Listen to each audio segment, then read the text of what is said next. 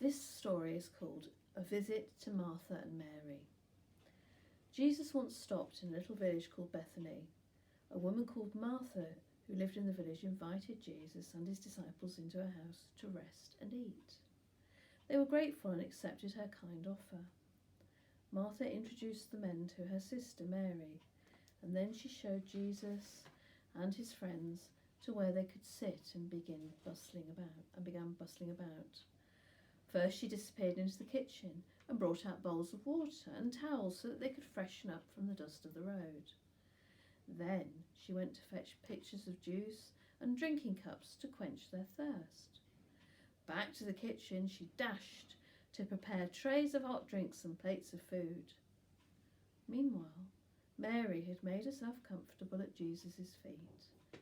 While Martha was racing about seeing to their guests, Mary sat and gazed up at the great preacher, listening intently to every word he said.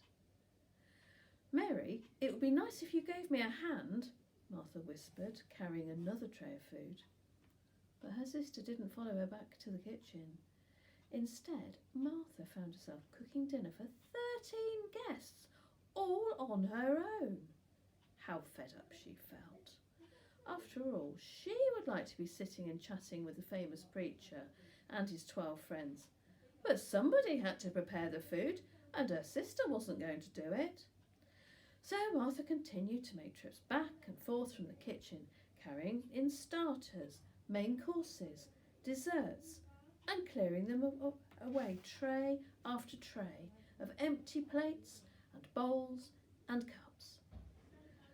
By the time everyone had finished eating and Martha had cleared everything away, Jesus, the disciples and Mary were deep in conversation.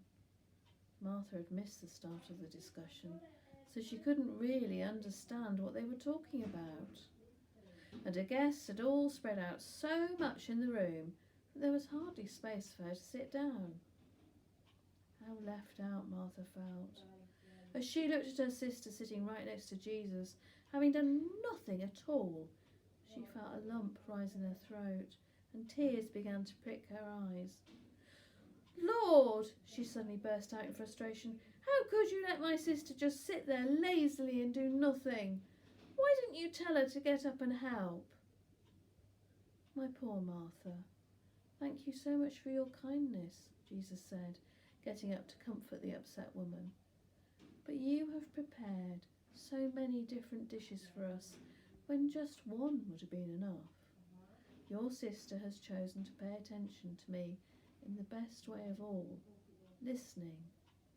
I can't possibly tell her off for that."